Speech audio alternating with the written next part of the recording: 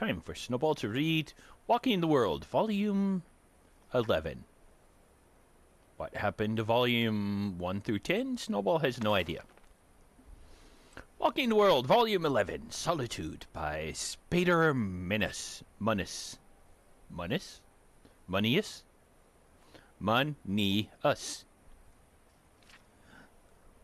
Welcome, friend. In our latest volume, we cover Solitude. Spader could not be more pleased to be at the very seat of imperial power in Skyrim. In the course of our tour, you'll see that Solitude's riches extend from her people to the history and architecture that make up the city itself. Maybe Snowball should have read this in Solitude. Snowball's in Riften. Or by Riften. As ever, we begin our journey outside the city walls. This time at the bottom of the hill that ascends all the way to Solitude's massive gates. Solitude's surroundings. Before scaling the hill to the city, you should be sure to take in the sights. Wander the track that leads down to the docks, and you can stop to enjoy one of the best views of the Great Arch. Originally serving as both a landmark and windbreak for Solitude's port, the easily defended Great Arch also provided an ideal building site for the ancient Nords. The city gradually grew to extend across the entire length of the arch. This growth culminated in building of the Blue Palace, home of the High Kings and Queens of Skyrim. We will visit the palace later. The Gates of Solitude. Entrance to Solitude is guarded by 2 gates and 3 towers. The first of these towers, situated at the crossroads, is Sky Tower. It's mostly a lookout, although in times of war, barricades are erected across the nearby road to act as a first line of defense. The second tower and first smaller gate are collectively known as the Squall Gate. Here, the attacking armies meet their first real resistance. Lastly, and most impressive, is the Storm Gate. While Castle Dur, found just within the city's main gate, has always been a massive walled structure, Solitude's outer walls and gates were not added until shortly after coronation of High King Erling. Looking up and to the left of the main gate, you can see a small hint of Erling's preference for a more rounded style of architecture that we will see later in the Castle Dur extension, as well as the interior arch and the windmill. Now we pass through the gates and enter the main shopping district of Solitude, the Well District. Stepping inside Solitude's gates, you get your first view of the city itself.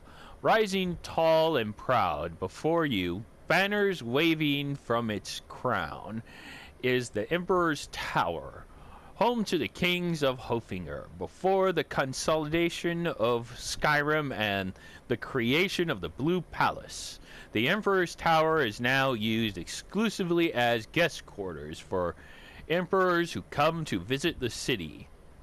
To your left and right are Solitude's inns and shops.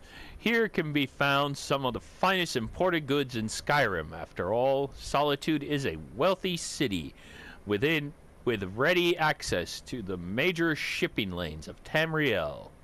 Continuing ahead, you will come to the ramp that takes you up to Castle Dur.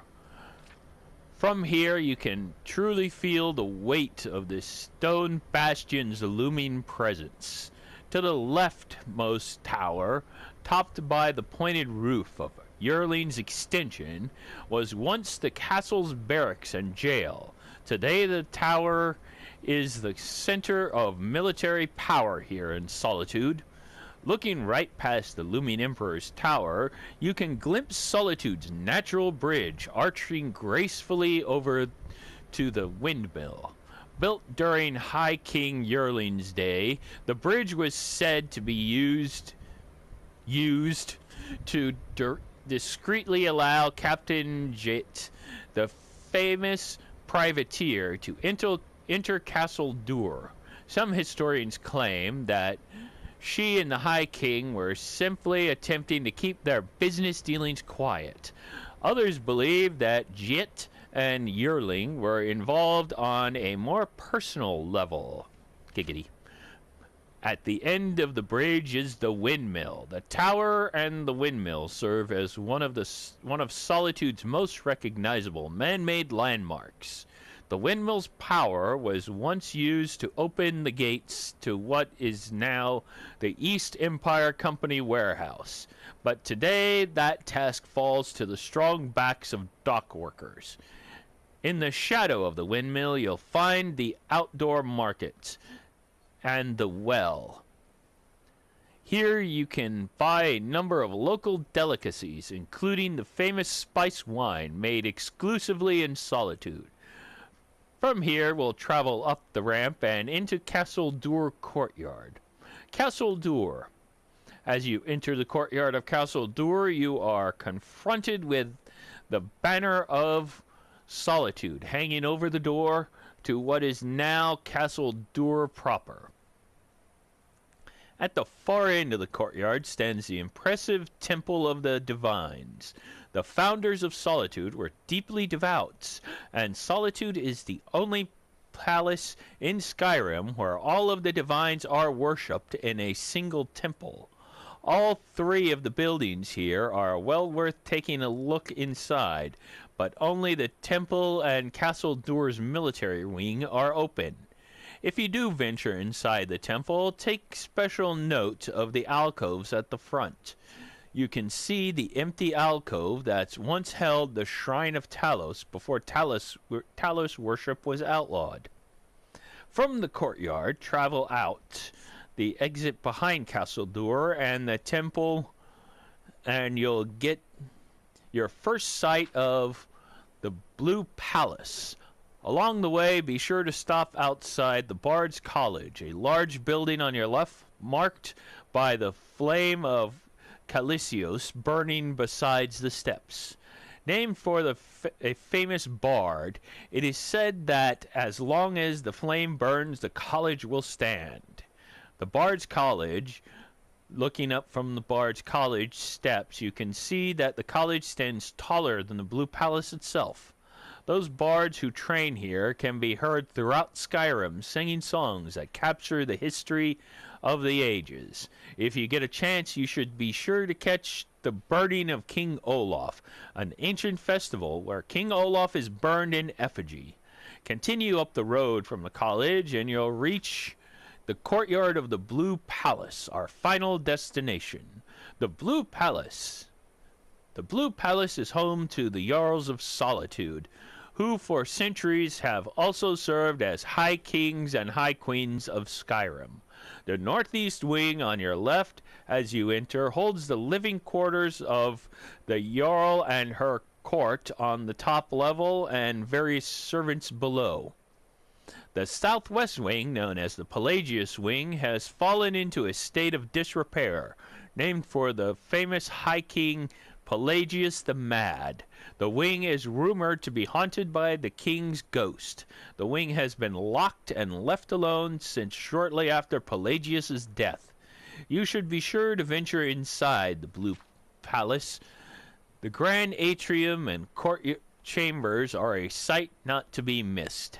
Other points of interest.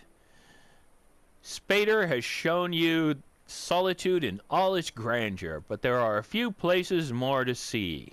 The walls of the city are easily accessible and well worth climbing for the remarkable view. The Solitude docks are also worth a visit, as they are the largest in Skyrim. That's all for Walking the World Volume 11. Spader does not know his next destination yet, but you can be sure that where he does go, he will leave you a record of the best things to see. Spader Minmus, World Traveler. Have a good day. Bye-bye.